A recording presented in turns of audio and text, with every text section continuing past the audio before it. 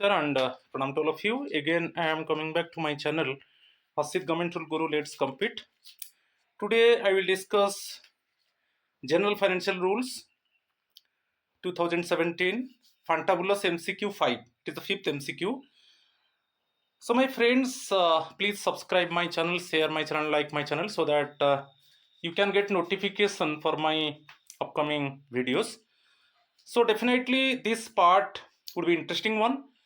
Both MCQ and subjective also I cover, and in this part I will discuss General Financial Rule 30, 31 and 32. Three rules are very important one. Again I am telling, it is rule 30, 31 and 32.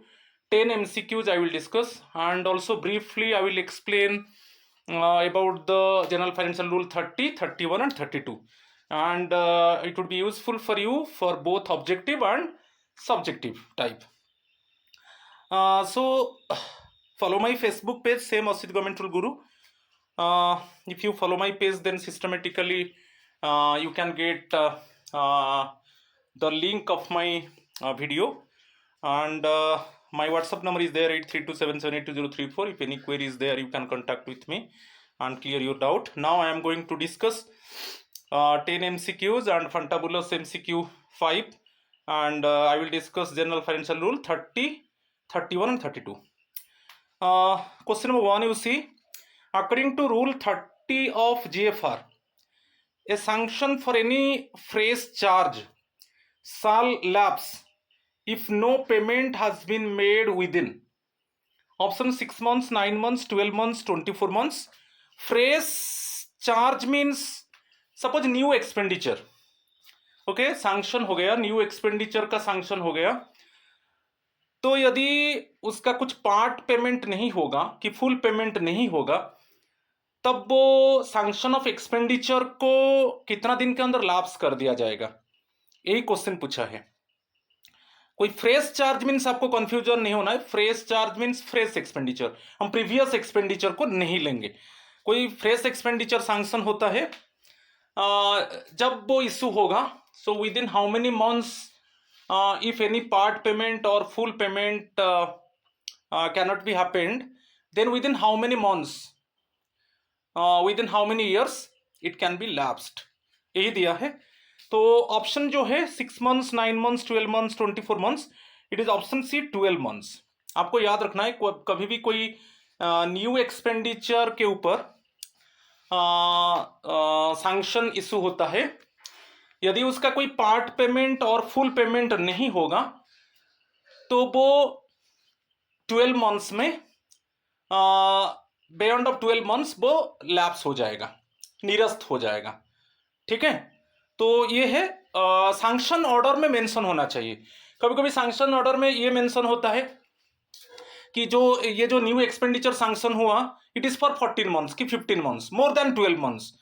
तो वो तो 12 months it means होने के बाद भी वो lapse नहीं होगा. मगर जहां पर कुछ मेंशन नहीं होगा, कुछ स्पेसिफिक टाइम मेंशन नहीं होगा, कि particular specific financial year mention नहीं होगा कि इसी स्पेसिफिक फाइनेंशियल ईयर में वो सैंक्शन ऑफ एक्सपेंडिचर को यूटिलाइज करना है, ऐसा कुछ मेंशन नहीं है. तो आपको याद रखना है, कभी न्यू एक्सपेंडिचर सैंक्शन होता है तो उसको 12 मंथ्स में यूटिलाइज करना है. जब 12 मंथ्स क्रॉस हो जाएगा, वो ऑटोमेटिकली जो है एक्सपेंडिचर के ऊपर जो सैंक्शन है वो लैप्स हो जाएगा. ठीक है, option C is the correct answer. Question number 2, a sanction will not lapse after 12 months if, ऐसा एक सैंक्शन ऑफ एक्सपेंडिचर है जो 12 मंथ्स क्रॉस कर चुका है, मगर वो सैंक्शन लैप्स नहीं होगा. अभी मैं बताया था, जो फ्रेश सैंक्शन होता है, जो फ्रेश सैंक्शन ऑफ एक्सपेंडिचर होता है, और इसमें कुछ सैंक्शन ऑर्डर में मेंशन नहीं है, तो हमको उसको 12 मंथ्स में यूटिलाइज करना है. मगर यहां पर है बियॉन्ड 12 मंथ्स, बट वो सैंक्शन ऑफ एक्सपेंडिचर लैप्स नहीं होगा. तो ऑप्शन दिया है, option A, it is for recurring expenditure. Tenders for store purchases are accepted within 1 year. It is mentioned in the finance bill. The sanctioning authority is changed. ये भी देखिए, यहां पर जो ऑप्शन है, option B is the correct answer. Sanction of expenditure हो गया, और विद इन बेसिकली 12 मंथ्स आप आपका जो ऑर्डर है टेंडर, जैसे आप जेम का बात छोड़ दीजिए, मगर आप जो भी ऑर्डर कर रहे हो, जो भी प्रोक्योर करना है, जो भी गुड्स प्रोक्योर करना है, आप उसका टेंडर एक्सेप्ट हो गया मगर अभी पेमेंट नहीं हुआ है, तो ये बहुत इंपॉर्टेंट है। अभी मैं इसको भी क्लियरली एक्सप्लेन करूंगा। ये बहुत इंपॉर्टेंट है। यदि कोई सैंक्शन ऑफ एक्सपेंडिचर आ गया तो उसमें क्या करना है, आपका टेंडर एक्सेप्ट हो गया, आप जो गुड्स को प्रोक्योर करना चाहते हो वो अभी एक्सेप्ट हो चुका है मगर पेमेंट नहीं हुआ है, टेंडर एक्सेप्ट हो चुका है यानी ऑर्डर प्लेस हो चुका है, ठीक है, और पेमेंट नहीं हुआ है, फिर भी 12 मंथ्स क्रॉस कर जाता है, वो सैंक्शन ऑफ एक्सपेंडिचर लैप्स नहीं होगा। ठीक है, समझ में आया? तो ये option B is the correct answer. इसको भी मैं एक्सप्लेन करूंगा briefly. Question number 3, if the sanction specifies that the expenditure must be made from a particular financial year, it's a lapse। एक सैंक्शन ऑफ एक्सपेंडिचर है जो sanction order में clearly mention है, ये एक्सपेंडिचर जो है पर्टिकुलर पर्पज के लिए उसको इसी पर्टिकुलर स्पेसिफिक फाइनेंशियल ईयर में उसको यूटिलाइज करना है। सपोज फाइनेंशियल ईयर दे दिया 2025-26, फाइनेंशियल ईयर स्टार्ट होता है अप्रैल 1 और एंड होगा मार्च 31, 26, ये है ना मेरा एग्जांपल में। सपोज इसी के अंदर कोई सैंक्शन ऑफ एक्सपेंडिचर कोई पर्टिकुलर पर्पज के लिए एक्सपेंडिचर सैंक्शन हुआ और उसमें क्लियरली सैंक्शन ऑर्डर में मेंशन है कि particular specific financial year, my example 2025-26 में उसको यूटिलाइज करना है। ठीक है, यहां पर 12 मंथ्स का बात नहीं आएगा, यहां पर तो क्लियरली मेंशन है स्पेसिफिक पर्टिकुलर फाइनेंशियल ईयर 2025-26। ठीक है, suppose for example sanction order आ गया अगस्त 31, 2025 इशू हुआ, सैंक्शन ऑफ एक्सपेंडिचर इशू हुआ और उसमें क्लियरली मेंशन है कि ये जो सैंक्शन ऑफ एक्सपेंडिचर है उसको यूटिलाइज करना है फाइनेंशियल ईयर 2025-26। यदि वो मार्च 31, 2026 क्रॉस हो जाता है तब वो ऑटोमेटिकली लैप्स हो जाएगा, क्योंकि इसी फाइनेंशियल ईयर में उसको यूटिलाइज करना है। तो यहां पर 12 मंथ्स का बात नहीं आएगा यदि सैंक्शन ऑर्डर में क्लियरली मेंशन है कि स्पेसिफिक फाइनेंशियल ईयर में उसको यूटिलाइज करना है, उसी फाइनेंशियल ईयर में उसको यूटिलाइज करना है। तो यहां पर तो बहुत इजी है। तो यहां पर जो है, if the sanction specifies that the expenditure must be made from a particular financial year, it's a lapse at the end of that financial year. जब एंड हो जाएगा financial year, particular financial year, तो automatically वो sanction of expenditure lapse हो जाएगा, क्योंकि sanction order में clearly mention है। तो यहां पर option C is the correct answer. ठीक है, question number 4, which of the following does not cause a sanction to lapse after 1 year। यहां पर जो ऑप्शन आप देख लीजिए, यहां पर 4 ऑप्शन से एक पर्टिकुलर सैंक्शन ऑफ एक्सपेंडिचर है जो 1 ईयर क्रॉस हो चुका है मगर वो लैप्स नहीं होगा। तो ऑप्शन है no payment is made in 1 year, the period of validity specified in the sanction, indent for stores is placed within 1 year, payment is delayed due to audit. यहां पर दिया है कि ऐसा सैंक्शन ऑफ एक्सपेंडिचर है जो 1 year cross हो चुका है मगर वो लैप्स नहीं होगा, क्योंकि अभी 1 ईयर के अंदर सपोज पेमेंट नहीं हो पाया, चाहे पार्ट पेमेंट हो होल पेमेंट हो, मगर फिर भी वो सैंक्शन ऑफ एक्सपेंडिचर लैप्स नहीं होगा। तो यहां पर ऑप्शन सी है। सपोज जेम में आप ऑर्डर कर दिया, ठीक है, आप जेम में ऑर्डर कर दिया, 1 ईयर क्रॉस हो गया, ऑर्डर कर दिया है, पेमेंट आप नहीं किया है मगर जेम में आप ऑर्डर प्लेस कर चुके हो। Okay, government e market place में आप ऑर्डर कर चुके हो, ठीक है, मगर अभी 1 ईयर क्रॉस हो गया मगर पेमेंट नहीं हुआ है। ठीक है, तो इस केस में लैप्स नहीं होगा, क्योंकि आप ऑलरेडी जेम में आप ऑलरेडी ऑर्डर कर चुके हो। तो वही है, the indent for stores is placed within 1 year. तो 1 ईयर के अंदर एक्चुअली आप जेम में ऑर्डर कर चुके हो मगर कोई पेमेंट नहीं हुआ, 1 ईयर क्रॉस हो गया मगर boss sanction of expenditure lapse नहीं होगा। ठीक है, तो 2 चीज बहुत इंपॉर्टेंट है। यदि 1 ईयर के अंदर आप टेंडर एक्सेप्ट हो गया, जो भी जेम को छोड़ दीजिए, जेम के अलावा यदि आप आपका टेंडर एक्सेप्ट हो गया विद इन 1 ईयर, जिस पर्पज के लिए एक्सपेंडिचर है, आप कुछ गुड्स प्रोक्योर करना चाहते हो particular to fulfil the specific purpose, आप 1 ईयर के अंदर आपका टेंडर एक्चुअली एक्सेप्ट हो गया मगर अभी पेमेंट, कुछ पार्ट पेमेंट की फुल पेमेंट नहीं हुआ, 1 ईयर क्रॉस हो गया मगर वो लैप्स नहीं होगा, क्योंकि टेंडर ऑलरेडी एक्सेप्ट हो चुका है। तो 1 ईयर के बाद आप पेमेंट कर चुके हो, पेमेंट कर पाओगे। सिमिलरली जेम में यदि कोई सैंक्शन ऑफ एक्सपेंडिचर होता है तो उसको 1 ईयर के अंदर यदि आप जेम में प्लेस कर देते हो, कोई पेमेंट नहीं हुआ, 1 ईयर क्रॉस हो जाता है, फिर वो लैप्स नहीं होगा। ठीक है, option C is the correct answer. Question number 5, in the case of central purchase GeM of stores, यहां पर जेम के ऊपर पूछा है, सैंक्शन डज नॉट लैप्स। तो जेम में मैं अभी बताया था आपको, यदि आप जेम में ऑर्डर कर दिया, सपोज सैंक्शन जैसे सैंक्शन ऑफ एक्सपेंडिचर इश्यू हो गया, तो 1 ईयर के अंदर आप जेम में ऑर्डर कर दिया मगर पेमेंट आप नहीं किया, ऑर्डर कर दिया पेमेंट नहीं किया, तो 1 ईयर के बाद आप पेमेंट करोगे, उस केस में लैप्स नहीं होगा। 1 ईयर क्रॉस हो जाएगा, 12 मंथ्स क्रॉस हो जाएगा, मगर वो सैंक्शन ऑफ एक्सपेंडिचर लैप्स नहीं होगा, क्योंकि आप 1 ईयर के अंदर ओनली ऑर्डर प्लेस करना है जेम में।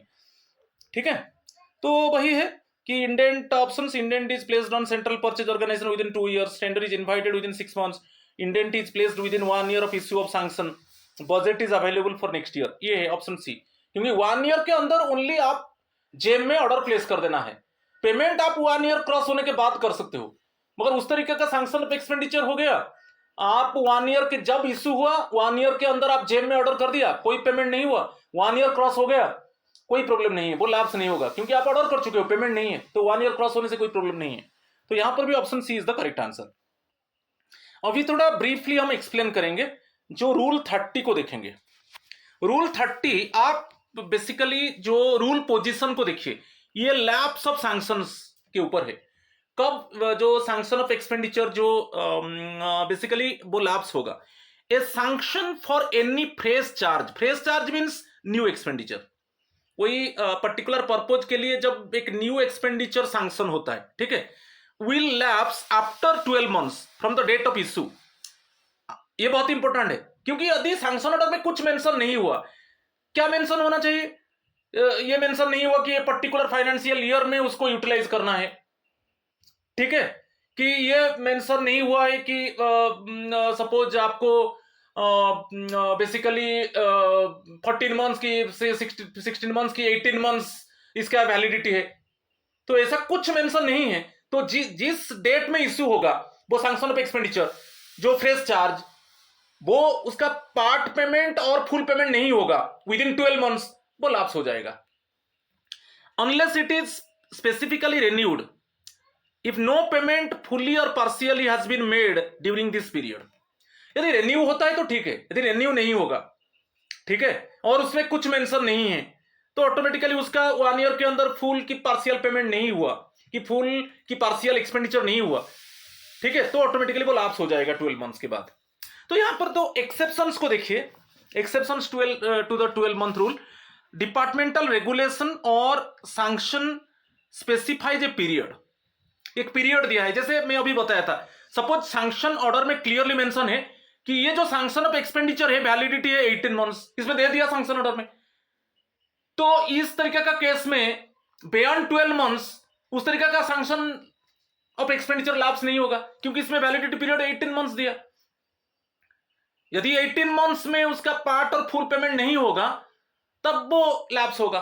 तो यहां पर वो जो बियॉन्ड 12 मंथ्स जो लैप्स होता था नहीं होगा, क्योंकि इसमें ऑलरेडी मेंशन है कि ये जो वैलिडिटी ऑफ जो एक्सपेंडिचर है, ये जो फ्रेश चार्ज का एक्सपेंडिचर है, उसको आपको 12 मंथ्स के अंदर आपको यूटिलाइज करना है, तो इसमें फेल हो जाएगा, इसमें बियॉन्ड 12 मंथ्स जो लैप्स होता था वो नहीं होगा। और नेक्स्ट वन यहां पर दे दिया सेकंड, स्पेसिफिक फाइनेंशियल ईयर दे दिया, कि सपोज मैं अभी एक एग्जांपल दिया था कि पर्टिकुलर फाइनेंशियल ईयर के अंदर आपको उसको यूटिलाइज करना है, कभी भी इशू हो जाए। फाइनेंशियल ईयर क्या है ना, अप्रैल 1 25 2025 आप ले जाइए मार्च 31 2026, इसी के अंदर उसको यूटिलाइज करना है, कभी भी इशू हो जाए। तो इसमें भी 12 मंथ्स काम नहीं होगा, क्योंकि पर्टिकुलरली दे दिया कि during the specific financial year ये सैंक्शन ऑफ एक्सपेंडिचर को यूटिलाइज करना है। तो यहां पर जो है जो 12 मंथ्स का जो कॉन्स्ट्रेंट है यहां पर भी वो काम नहीं करेगा, ठीक है, तो उसको भी याद रखिए। ये दो ऑप्शन केस में क्या हुआ, जो 12 मंथ्स का जो कॉन्स्ट्रेंट था कि बियॉन्ड 12 मंथ्स लैप्स होगा, इस केस में वो लागू नहीं होगा, ठीक है। तो ये रूल 30 बोला है। और एक देख लीजिए, ये बहुत इंपॉर्टेंट है, इसके ऊपर क्वेश्चन आता है, स्टोर के ऊपर, परचेज ऑफ स्टोर्स, जो दो प्रकार से, अभी हम आइदर जेम से हम प्रोक्योर करेंगे, नहीं तो आउटसाइड से। अभी रूल देखिए, जेम का रूल 147 ये बोल रहा है कि if the commodity is available on the GeM then it is mandatory to procure. Okay, the goods available on GeM, GeM में जो अवेलेबल है आपको मैंडेटरी है, आप उससे खरीदना है। यदि जेम में नहीं है तब आप जा सकते हो, जैसे डायरेक्ट परचेज है, local purchase committee, limited tender, advertise tender, वो जा सकते हो। तो यहां पर दे दिया in case of store purchase case में, यदि आप 1 ईयर के अंदर, सपोज यहां पर जेम में मत जाइए, आप टेंडर के हिसाब से जाएंगे। आप जो भी टेंडर रेट में आप ऑर्डर प्लेस कर दिया, टेंडर सर एक्सेप्टेड, ठीक है, within 1 year tender accept हो गया मगर पेमेंट नहीं हुआ। Tender sir accepted within 1 year, ठीक है, within 12 months tender accepted. आप जो भी ऑर्डर प्रोक्योर करोगे उसको आप ऑर्डर दे दिया मगर कोई पार्ट पेमेंट फुल पेमेंट नहीं हुआ, 1 ईयर क्रॉस हो गया, वो लाप्स नहीं होगा क्योंकि ऑलरेडी टेंडर एक्सेप्ट हो चुका है विद इन 1 ईयर, ठीक है। और एक है जेम केस में, फॉर सेंट्रल परचेज, जेम में आप ऑर्डर प्लेस कर दिया, जब आपका सैंक्शन ऑर्डर इश्यू हुआ, ठीक है, सैंक्शन ऑर्डर इश्यू हुआ, उसका 1 ईयर के अंदर आप जेम में ऑर्डर दे दिया मगर कोई पार्ट पेमेंट नहीं हुआ, तो 12 मंथ्स 1 ईयर क्रॉस हो गया, उसमें लाप्स नहीं होगा। तो दो केस में विद इन 1 ईयर आप, यदि आपका टेंडर एक्सेप्ट हो गया, आप जो भी ऑर्डर प्लेस करना चाहते हो टेंडर रेट में वो एक्सेप्ट हो गया, कोई पेमेंट नहीं हुआ, 12 मंथ्स क्रॉस हो गया, तो वो लैप्स नहीं होगा, वो सैंक्शन ऑफ एक्सपेंडिचर 1 ईयर के बाद आप पेमेंट कर सकते हो। सिमिलरली कब कोई जो फ्रेश एक्सपेंडिचर आ गया, पर्टिकुलर पर्पज के लिए आपको गुड्स प्रोक्योर करना है, आप जेम में ऑर्डर कर दिया विद इन 1 ईयर, जब इश्यू हुआ sanction of expenditure with in 1 year, वही इश्यू डेट से विद इन 1 ईयर आप जेम में प्लेस कर दिया, कोई पेमेंट नहीं हुआ, 1 ईयर क्रॉस हो गया, फिर भी वो लैप्स नहीं होगा, 1 ईयर के बाद आप पेमेंट कर सकते हो। ओके, तो ये स्टोर रिलेटेड है, ठीक है। तो ये सब एक्सेप्शनल केस था, जो 12 मंथ्स जो कॉन्स्टेंट है वो लागू नहीं होगा, वो एप्लीकेबल नहीं होगा। चलो, रूल 30 क्लियर हो गया, जो लैप्सेस ऑफ सैंक्शन है, किस केस में वो लैप्स होगा और किस केस में लैप्स नहीं होगा, ठीक है। चलो क्वेश्चन नंबर 6 को देखेंगे। Rule 31, according to rule 31, a sanction for an addition to a permanent establishment shall not lapse if it is for temporary project, it is made under a general scheme and approved by competent authority, it is not approved by any authority, payment is made within 2 years। ये जो दे दिया, a sanction for an additional to a permanent establishment, an addition, suppose अभी creation of post के ऊपर है, suppose 2025-26 में 3 new post का सैंक्शन हो गया, suppose 3 UDC new post creation हो गया, न्यू पोस्ट क्रिएशन हो गया और उसको जनरल स्कीम में उसको अप्रूव कर दिया कॉम्पिटेंट अथॉरिटी। ये ओनली न्यू पोस्ट क्रिएशन हुआ, अभी एक्चुअली ये फिलअप नहीं हुआ है उसका, माने ये ओनली न्यू पोस्ट क्रिएट हुआ, उसका एग्जामिनेशन नोटिफिकेशन आएगा, फिर एग्जाम कंडक्ट होगा, उसके बाद रिक्रूटमेंट होगा, रिक्रूटमेंट होने के बाद ही एक्सपेंडिचर होगा। सपोज ये इस केस में क्या है, सपोज ये दे दिया कि 1 ईयर क्रॉस हो गया, 12 मंथ्स क्रॉस हो गया, ठीक है, क्योंकि न्यू पोस्ट तो क्रिएट हो गया मगर अभी उसका एडवर्टाइजमेंट नहीं हुआ कि उसका एग्जाम नहीं हुआ, ओनली न्यू पोस्ट क्रिएट हो गया, उसको अप्रूव भी कॉम्पिटेंट अथॉरिटी ने कर दिया।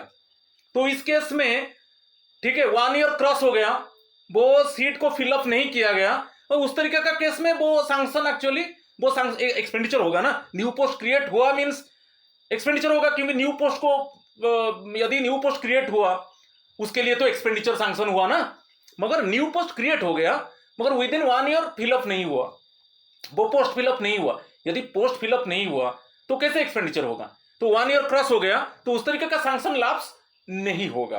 तो वही an addition to a permanent establishment, कुछ न्यू पोस्ट को जब क्रिएट किया जाएगा, ठीक है, और वो new post actually within 1 year new post fill up नहीं हुआ, पोस्ट तो क्रिएट हो गया मगर पोस्ट फिलअप नहीं हुआ, 1 ईयर क्रॉस हो गया, ठीक है, उस केस में उस तरीके का सैंक्शन लैप्स नहीं होगा। तो option B is the correct answer, it is made under a general scheme and approved by competent authority. जो न्यू पोस्ट क्रिएट हुआ, ठीक है, उसको कॉम्पिटेंट अथॉरिटी अप्रूव कर दिया मगर 12 मंथ्स में उसको फिलअप नहीं किया गया, उसके लिए एडवर्टाइजमेंट होगा, एग्जामिनेशन कंडक्ट होगा, फिर वो पोस्ट को फिलअप किया जाएगा, तब एक्सपेंडिचर होगा, है कि नहीं। मगर ये सब ओनली पोस्ट क्रिएट हो गया, वो ऐसे है माने डिले हो गया, उसका जो रिक्रूटमेंट डिले हो गया, ठीक है, तो पोस्ट फिलअप नहीं हुआ, 12 मंथ्स क्रॉस हो गया कि 24 मंथ्स क्रॉस हो गया कि 36 मंथ्स क्रॉस हो गया, उसमें उस तरीके का सैंक्शन लैप्स नहीं होगा। तो ये रूल 31 बोल रहा है, ठीक है। तो ये एक्सेप्शन है, जो रूल 31 में लैप्स होता था, यहां पर लैप्स नहीं होगा उस तरीके का केस। तो option B is the correct answer. चलो question number 7, as per rule 31, if an allowance is sanctioned for a post or a class of government servants but not drawn by the officers, then suppose कोई allowance sanction हुआ, कोई particular post के लिए allowance sanction हुआ, कोई government class of government servants के लिए आपका अलाउंस सैंक्शन हुआ, स्पेशल अलाउंस, सपोज जो नॉर्थ ईस्ट में स्पेशल अलाउंस, ठीक है, जो भी गवर्नमेंट एम्प्लॉइज नॉर्थ ईस्ट में काम करेंगे उनका स्पेशल अलाउंस है, सपोज ये सैंक्शन हुआ, ठीक है, ये सैंक्शन हो गया, मगर ऑफिसर ने ड्रॉ नहीं किया। जिस ग्रुप ऑफ एम्प्लॉइज के लिए सैंक्शन हुआ वो एक्चुअली अलाउंस को ड्रॉ नहीं किया, तो 12 मंथ्स क्रॉस हो गया, वो लैप्स नहीं होगा, ठीक है। इस केस में भी वो 12 मंथ्स कांस्टेंट फेल्योर होगा। अलाउंस सैंक्शन हो गया कि suppose HRA house rent allowance नहीं था पहले, अभी सैंक्शन हो गया, मगर उसको जो पर्टिकुलर पोस्ट के लिए सैंक्शन हुआ, ओके, पर्टिकुलर पोस्ट के लिए उसको ड्रॉ नहीं किया गया, 12 मंथ्स क्रॉस हो गया, ठीक है, मगर वो लैप्स नहीं होगा। तो यहां पर बढ़िया है, यदि कोई न्यू अलाउंस सैंक्शन होता है पर्टिकुलर पोस्ट के लिए कि क्लास ऑफ गवर्नमेंट सर्वेंट्स के लिए and not drawn by the officers, then the sanction does not lapse. Option C is the correct answer, ठीक है। तो न्यू अलाउंस सैंक्शन हुआ, मगर जो जिस ऑफिसर के लिए सैंक्शन हुआ, जिस पोस्ट के लिए सैंक्शन हुआ, वो क्या किए, उसको ड्रॉ नहीं किए, वो अलाउंस का बेनिफिट वो ड्रॉ नहीं किए, 12 मंथ्स क्रॉस हो गया, 1 ईयर क्रॉस हो गया, और वो लैप्स नहीं होगा, ठीक है। Option C is the correct answer. Question number 8, which of the following is not covered under rule 31 exemption. क्योंकि रूल 31 में हम देख रहे हैं कुछ एग्जेम्पशन है जो बेसिकली क्या है, कुछ केस में लैप्स नहीं होगा, ठीक है। अभी हम 2 केस देखा, पोस्ट क्रिएट हो गया, ठीक है, और पोस्ट क्रिएट हो, जिस डेट में इशू हुआ कि ये पोस्ट क्रिएट हो गया, 12 मंथ्स में वो पोस्ट को फिलअप नहीं किया गया, तो फिलअप नहीं किया गया मींस एक्सपेंडिचर नहीं हुआ, 12 मंथ्स क्रॉस हो जाता है मगर लैप्स नहीं होगा, ठीक है, उसमें 12 मंथ्स कांस्टेंट लागू नहीं होगा। तो ये एक्सेप्शन है जो रूल 30 का।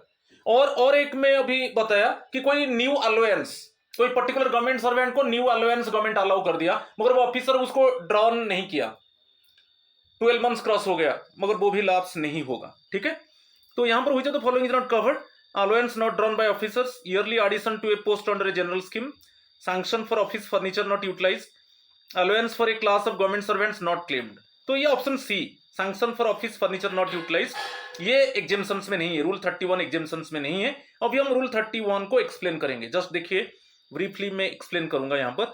रूल 31 एक्सेप्शन टू रूल 30, क्योंकि रूल 30 में ऐसा कुछ कंडीशन था जो लैप्स होता था सैंक्शन ऑफ एक्सपेंडिचर, मगर यहां पर एक्सेप्शन है, लैप्स नहीं होगा। तो किस केस में देखेंगे, this rule begins with notwithstanding anything content in rule 30, meaning it overrides the general lapse rule stated in rule 30 in specific cases। जो रूल 30 में जो सैंक्शन ऑफ एक्सपेंडिचर, जो सैंक्शन ऑफ फ्रेश चार्ज को lapse कर दिया जाता था beyond 12 months, यहां पर वो लागू नहीं होगा स्पेसिफिक केसेस में। तो यहां पर दे दिया है sanction shall not lapse even if no payment is made within 12 months. देखेंगे 2 स्पेशल केस मैं डिस्कस भी कर चुका हूं एमसीक्यू में, 2 स्पेशल केस है। एक है एडिशन, में अभी बताया था sanction for addition to a permanent establishment, यहां पर क्रिएशन ऑफ पोस्ट, एग्जांपल दे दिया है, देखिए एग्जांपल से क्लियर हो जाएगा। A department gets sanction every year for adding 10 clerks as part of an expansion scheme. Every year department 10 clerks का पोस्ट ऐड करना चाहता है, तो 10 क्लर्क पोस्ट एक्चुअली क्रिएशन हुआ, ठीक है। रिक्रूटमेंट डिले हो गया, even if recruitment delayed and no salary is paid in year. यदि रिक्रूटमेंट नहीं होगा तो पेमेंट कैसे होगा, तो पेमेंट रिक्रूटमेंट होगा तो पेमेंट होगा। तो इस केस में क्या है, जो सैंक्शन जो ये 10 क्लर्क्स पोस्ट के लिए जो भी सैंक्शन ऑफ एक्सपेंडिचर हुआ वो नहीं हुआ, 12 मंथ्स क्रॉस हो गया मगर वो लैप्स नहीं होगा। तो यहां पर क्रिएशन ऑफ पोस्ट तो क्रिएट हो गया, पोस्ट क्रिएट होने के बाद एक्चुअली उसको फिलअप होना चाहिए, जब पोस्ट फिलअप होगा तब तो एक्सपेंडिचर होगा, तो इस केस में लैप्स नहीं होगा। जैसे मैं बताया था, suppose 3 post graduate teacher create हो गया, गवर्नमेंट क्रिएट कर दिया, कॉम्पिटेंट अथॉरिटी अप्रूव कर दिया, उसका नोटिफिकेशन आ गया, मगर वो 3 पोस्ट के लिए जब 3 पोस्ट क्रिएट हुआ सैंक्शन ऑफ एक्सपेंडिचर आ गया, ठीक है कि नहीं, सैंक्शन ऑफ एक्सपेंडिचर आ गया, मगर ये 3 पोस्ट को फिलअप नहीं किया गया और 12 मंथ्स क्रॉस हो गया, तो इस केस में जो सैंक्शन ऑफ एक्सपेंडिचर है वो लैप्स नहीं होगा। ठीक है, क्लियर। और एक नेक्स्ट केस में जाएंगे, अलाउंसेस। मैं बताया था कोई पर्टिकुलर गवर्नमेंट एम्प्लॉय को स्पेशल अलाउंस गवर्नमेंट अलाउ कर दिया, कि ग्रुप ऑफ एम्प्लॉइज को स्पेशल अलाउंस अलाउ कर दिया, मगर वो कंसर्न ऑफिसर्स वो अलाउंस को ड्रॉ नहीं किए, 12 मंथ्स क्रॉस हो गया, वो लैप्स नहीं होगा। तो if an allowance example house rent allowance की स्पेशल ड्यूटी अलाउंस जो है वो नॉर्थ ईस्ट में जो काम करते हैं उनके लिए स्पेशल ड्यूटी अलाउंस है, जो हिल एरियाज में काम करते हैं, जो हार्ड स्टेशन में काम करते हैं, स्पेसिफिक पोस्ट के लिए ये allowance, suppose specific allowance actually they दिया गया कि क्लास ऑफ गवर्नमेंट सर्वेंट्स, मगर वो ऑफिसर्स एक्चुअली उसको ड्रॉ नहीं किए, मगर उस तरीके का केस में वो जो सैंक्शन ऑफ एक्सपेंडिचर है, ये जो स्पेशल अलाउंस के ऊपर जो सैंक्शन ऑफ एक्सपेंडिचर है वो लैप्स नहीं होगा, 12 मंथ्स क्रॉस हो गया वो लैप्स नहीं होगा। ठीक है, तो ये 2 एक्सेप्शनल केस था जो रूल 30 को एक्चुअली ओवरराइड कर रहा है। ठीक है, ओवर रूल कर रहा है। ठीक है, चलो अनदर क्वेश्चन को देखेंगे, रूल 9 और एक रूल हम डिस्कस करेंगे, rule 32। Rule 32 covers write off budget savings, outstanding pension claims, over payments made to government servants, income tax arrears. इसमें रूल 32 बोल रहा है कि जो फाइनेंशियल डेलीगेशन पावर रूल्स है, फाइनेंशियल डेलीगेशन पावर जो रूल्स है उसमें क्लियरली मेंशन है कि कुछ केस में गवर्नमेंट सर्वेंट को सपोज कुछ केस में ज्यादा पेमेंट कर दिया गया तो उसको रिकवरी करना चाहिए, मगर वहां पर फाइनेंशियल डेलीगेशन पावर रूल्स में है कि इस कंडीशन में वो जो ओवर पेमेंट किया गया उसको रिकवरी नहीं किया जाएगा। According to the financial delegation power rules, in these special circumstances, overpayment already made, but in these special circumstances, according to the FDPR, it means overpayment cannot be recovered. तो ये जो है ऑप्शन सी, rule 32 को हम देखेंगे तो इसको right of कर दिया, उसको छूट दे दिया कुछ कंसर्न कुछ सर्कमस्टांस में, मगर जो कॉम्पिटेंट अथॉरिटी उसको छोड़ दिया, वो एक्चुअली रिकवरी नहीं होगा जो ओवर पेमेंट हुआ है, मगर एक स्पेशल सर्कमस्टांसेस में जो फाइनेंशियल डेलीगेशन पावर रूल्स में क्लियरली मेंशन है कि इसी केस में यदि कोई गवर्नमेंट एम्प्लॉय को ज्यादा पेमेंट कर दिया गया, ओवर पेमेंट कर दिया गया, तो इस पर्टिकुलर सर्कमस्टांसेस में, इस पर्टिकुलर कंडीशन में उसको वो ओवर पेमेंट को रिकवरी नहीं किया जाएगा। तो option C is the correct answer. Question number 10 last question है, the remission of audit disallowance should be done. तो ये ऑडिट डिसअलाउंस क्या है मैं थोड़ा बता देता हूं। रेमिशन तो छूट है, माने रेमिशन क्या है, उसको वेव ऑफ कर दिया गया, जैसे एग्जेम्पशन कर दिया गया, माने इट मींस छूट दे दिया गया। कि ऑडिट डिसअलाउंस के ऊपर बताता हूं, एक टर्म है बहुत इंपॉर्टेंट है। ऑडिट डिसअलाउंस क्या है, जब ऑडिट टीम गए ऑडिट करने के लिए, वो कुछ अनऑथराइज पेमेंट को डिटेक्ट किए, अनऑथराइज पेमेंट जो actually the payment is made not according to the general financial rule, or the payment is actually divert the financial rules and the payment is unauthorized one। ठीक है, तो audit team ने detect किया कि unauthorized payment है, तो पारा में लिख दिया। ठीक है, और पारा में लिखकर चले गए कि इसको रिकवरी करना चाहिए, ये जो कंसर्न एम्प्लॉई पर्टिकुलरली उसको उससे रिकवरी होगा क्योंकि ये अनऑथराइज एक्सपेंडिचर है। ऑडिट टीम तो लिखकर चला गया, मगर अगेन जो डेलीगेशन फाइनेंशियल पावर रूल्स में कुछ स्पेशल सर्कमस्टांसेस है जो कॉम्पिटेंट अथॉरिटी उसको रेमिशन करेंगे कि नहीं, उसको रिकवर। अल्टीमेटली तो ऑडिट टीम तो लिखकर चला गया ऑडिट डिसअलाउंस कि इसको रिकवरी करना चाहिए, अनऑथराइज एक्सपेंडिचर है, मगर कॉम्पिटेंट अथॉरिटी को स्पेशल सर्कमस्टांसेस में according to the delegation financial power rules competent authority उसको माफ कर सकते हैं। ठीक है, माफ कर सकते हैं मीन्स वो एक्चुअली जो ऑडिट टीम लिख कर गया ये कॉन्सर्न एम्प्लॉय से उसको रिकवरी करना है, वो रिकवरी नहीं होगा। ठीक है, तो यही है। ऑडिट डिसअलाउंस क्लियर हो गया। ये जो टर्म क्या है, एक अनऑथराइज ऑडिट टीम के हिसाब से एक अनऑथराइज एक्सपेंडिचर है जो जनरल फाइनेंशियल रूल को वायोलेट किया है। ठीक है, वो पारा लिख कर चले जाएंगे, तो कंसर्न एम्प्लॉय से रिकवरी करना है वो लिख कर चले जाएंगे। मगर कॉम्पिटेंट अथॉरिटी स्पेशल सर्कमस्टांसेस में डेलीगेशन फाइनेंशियल पावर रूल से तो स्पेशल कंडीशन से स्पेशल सर्कमस्टांसेस में उसको रेमिट कर सकते हैं। रेमिट मीन्स उसको माफ कर सकते हैं। ठीक है, तो यहां पर जो दे दिया option C, in accordance with the delegation of financial power rules.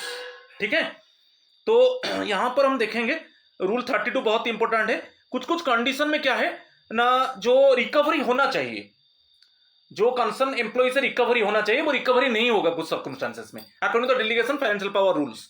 तो यहां पर दे दिया GFR 32 deals with two specific financial actions, remission of disallowances by audit. ये जो मैं बताया disallowances by audit means audit team ने बता दिया कि ये अनऑथराइज एक्सपेंडिचर है, कंसर्न एम्प्लॉय जो एक्सपेंडिचर किया है अनऑथराइज है और कंसर्न एम्प्लॉय से उसको रिकवरी करना है। ऑडिट टीम तो लिख कर चला गया, मगर जो कॉम्पिटेंट अथॉरिटी है उसको माफ कर सकते हैं स्पेशल सर्कमस्टांसेस है। स्पेशल सर्कमस्टांस मींस सर्कमस्टांसेस कहां पर है, according to the delegation of financial power rules. और एक है कभी कभी गवर्नमेंट सर्वेंट्स को ओवर पेमेंट कर दिया गया है और डिटेक्ट हुआ कि ये कंसर्न एम्प्लॉय को ओवर पेमेंट हुआ है। ओके, तो कंसर्न एम्प्लॉय से रिकवरी किया जाएगा, जो जितना ओवर पेमेंट हुआ है उसको रिकवरी किया जाएगा। मगर again competent authority special circumstances में according to the delegation of financial rules उसको भी माफ कर सकते हैं, राइट ऑफ कर सकते हैं। ठीक है, तो ये दोनों जो है ये राइट ऑफ केस है। ओके, रेमिशन केस है ये अकॉर्डिंग तो दिया है these actions can only be done by the competent authorities must follow the delegation of financial power rules. Any instructions issued under, जो इंस्ट्रक्शंस है डीएफपीआर, भाई DFPR means delegation of financial power rules. ठीक है, तो अभी देखिए ये थोड़ा मैं टर्म को एक्सप्लेन कर रहा हूं। जो डिसअलाउंसेस बाय ऑडिट है, these are objections or recoveries raised by audit when they find that certain government payments we are unauthorized or irregular। जब ऑडिट टीम में ऑडिट करने के लिए गया और वो डिटेक्ट किए कि ये जो पेमेंट है वो अनऑथराइज पेमेंट है कि इरेगुलर पेमेंट है, और वहां पर वो ऑब्जेक्शन रेज करके आएंगे कि उसको रिकवरी करना है, वो पारा लिख कर आ जाएंगे। ठीक है, समझ में आ गया। तो डिसअलाउंसेस बाय ऑडिट का मीनिंग वही है। रेमिशंस मींस वेविंग अप, माने रेमिशंस मींस छूट, उसको रिकवरी नहीं किया जाएगा। सेकंड है over payment. Over payment to government servant means government servant को जितना पेमेंट करना चाहिए उससे ज्यादा पेमेंट कर दिया गया, तो ऑटोमेटिकली ये जो डिटेक्ट हुआ वो ओवर पेमेंट को रिकवरी किया जाएगा। ओके, मगर इसमें क्या है ना, writing off means deciding not to cover that amount under specific. Writing off means कि जो ये जो ओवर पेमेंट हुआ उसको रिकवरी नहीं किया जाएगा। तो इसमें स्पेशल सर्कमस्टांसेस में ऑडिट टीम तो ऑब्जेक्शन कर दिया, ओवर पेमेंट भी हुआ, मगर delegation of financial power rules में इंस्ट्रक्शंस है, तो competent authority they strictly follow the instructions of delegation of financial power rules, और वो डिटेक्ट किए कि ये जो ऑडिट ऑब्जेक्शन है, ये जो अनऑथराइज एक्सपेंडिचर के ऊपर ऑडिट टीम लिख कर चला गया कि ये जो गवर्नमेंट सर्वेंट को ओवर पेमेंट किया गया उसका रिकवरी नहीं होगा according to the instructions of the delegation of financial power rules, तो इसके हिसाब से उसको रेमिट कर दिया जाएगा। ठीक है, क्लियर। ये रूल 32 था। तो मैं 10 क्वेश्चंस डिस्कस किया और रूल 30, 31 एंड 32 ये तीनों रूल्स को डिस्कस किया, बहुत इंपॉर्टेंट रूल्स है, उसके ऊपर क्वेश्चंस आ रहा है। कुछ लिमिटेड 10 क्वेश्चंस में डिस्कस किया और उसका जो कंटेंट है उसको थोड़ा मैं क्लैरिफाई करने के लिए ट्राई किया। ठीक है, तो please my friends subscribe my channel, share my channel, like my channel so that you can get notification for my upcoming videos. Then wait for Fantabulous MCQ 6 of General Financial Rule. Today, thank you and namaskar to all of you.